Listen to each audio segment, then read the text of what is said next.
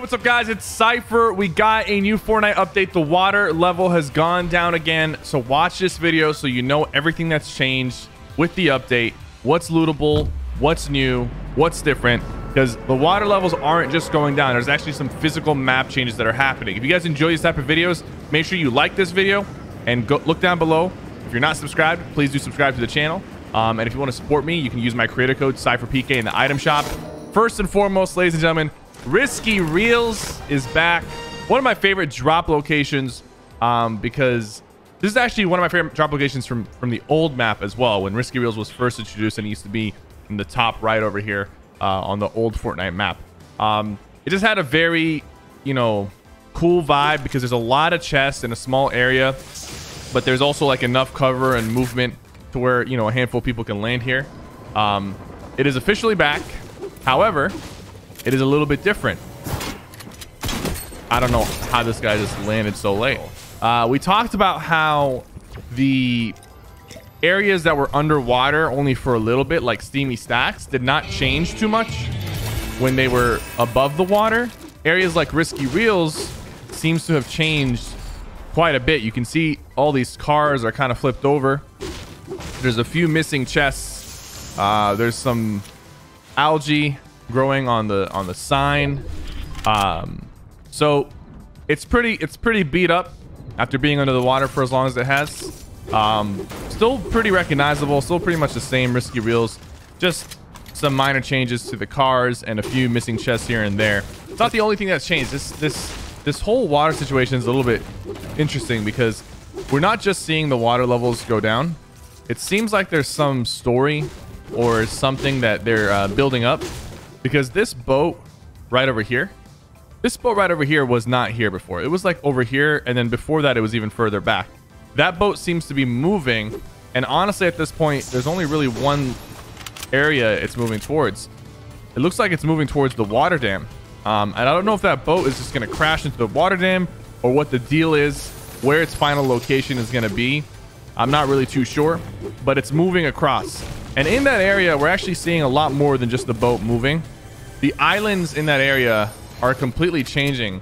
The islands that were here, we actually made a video about because they were a really good location to drop. I was actually just dropping there yesterday. Now they're gone. And I really like that spot because they had the big shield canisters that give you 50 shields per break. You get 100 guaranteed shield right off the drop.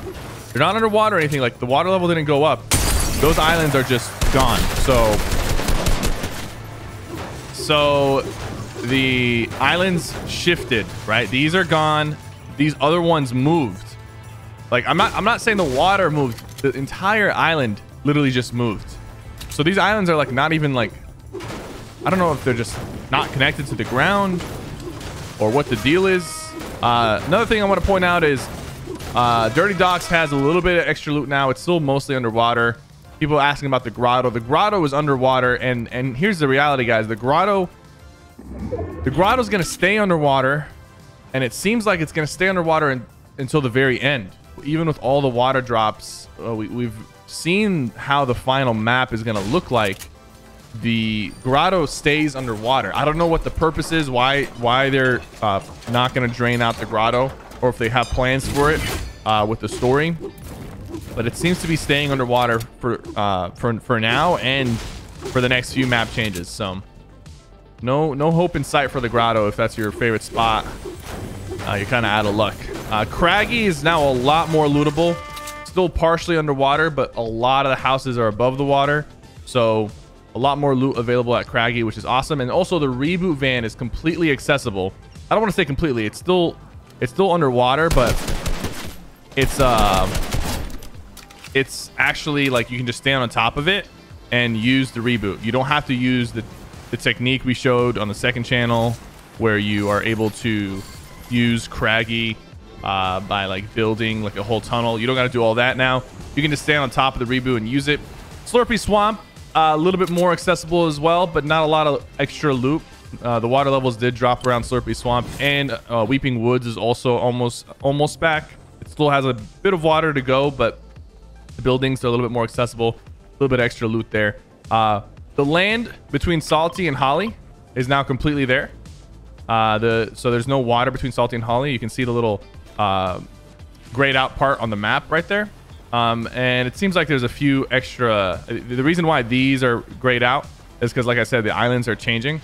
So we'll have to land there. Shark seems to be more accessible as well. And then the island behind the weather station over here seems to be coming back up above the water. You can see it. So if you land at the grayed out locations, you'll be able to see some of the changes that the water level has caused. Really, really interesting. I'm very curious as to what's going on with that boat that's moving, because that boat that's moving seems to be doing like the most movement on the map. And right now it is heading towards that water dam. And I'm not sure what would happen if the boat crashed into the water dam. I'll probably have to take a look at some of the map changes ahead of time and see what where the boat is moving. So as you can see, Craggy is now a little bit more accessible. The reboot van still completely underwater, but you can just reboot simply by standing on top of it and hitting the reboot. I do wonder, like, with the water coming up, like, there's a, you know, you guys know all the memes with the Kraken events, right? I'm not saying there's going to be a Kraken event, but like, you know, now would be a perfect time for a Kraken event to happen with all this water on the map. Maybe some water monster is going through the map and we'll find it when the water levels go down low enough. I don't know. By the way, the next water level drop is going to happen July 21st. So that is in 10 days from now. So I'll keep you guys updated. It seems the water seems to be going down every 10 days.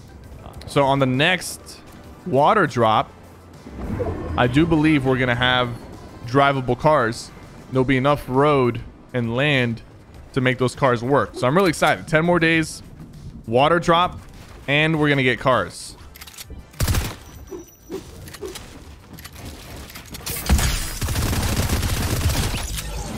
Really, really excited for that.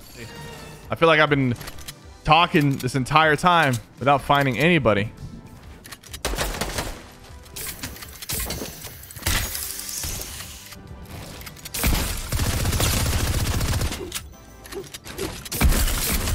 Dang, he really just pushed. He had no health. He really just pushed into me. Imagine on the 21st, we get the 150 players in Fortnite. 150 players in pubs. I've been preaching this for a bit, guys. And I'm not the only one. A lot of people feel like the games are dying out really quickly. As you can see from this game, you know, I landed risky. It was kind of a hot drop. Didn't really find a lot of action. And I'm running around and I'm, you know, making noise and trying to push people. So will Epic add more players to the game on the 21st with cars? I don't know. I don't think so. Nothing's pointing towards that. I want to talk about this topic just a little bit. A lot of people are super concerned about player count increase. People who play on Switch, people who don't have good computers or on console, or people who lag and have high ping. The reality is, folks, the game can handle there being like 30 people alive when the second circle closes. Okay, that's not a lot of players. If we're starting with 100 and we go down to 30, that's not a lot. I mean, that's still a decent amount of players, right? When the second circle closes. The problem is right now is when the second circle closes, there's usually 10 players alive. Now, will adding a few players fix that problem? Will adding like 20, 25 players fix that problem? I don't think so, necessarily. I don't think that it's going to fix the problem.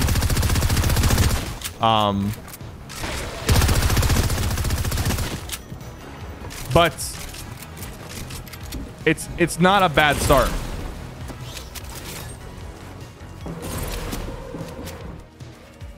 It's not a bad like idea.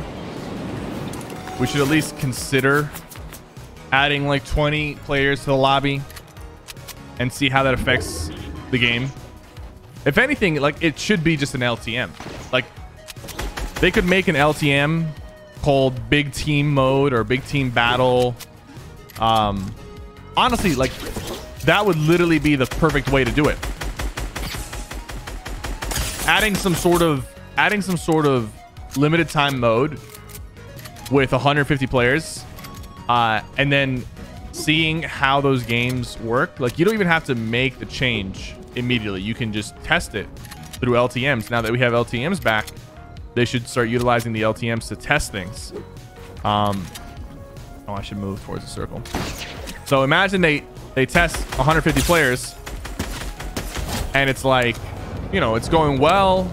Maybe they start off with 120. Oh. And they slowly bring it up in an LTM. That way they don't affect the game. I think using the LTMs to test things is the best way, and they should start doing that. Thank you guys so much for watching this, you know, update video with the water going down. Really interested to see what goes on in the next few phases. Make sure you like this video, hit that subscribe button, use creator code SypherPK in the item shop. Thank you guys so much. I'll see you guys next time.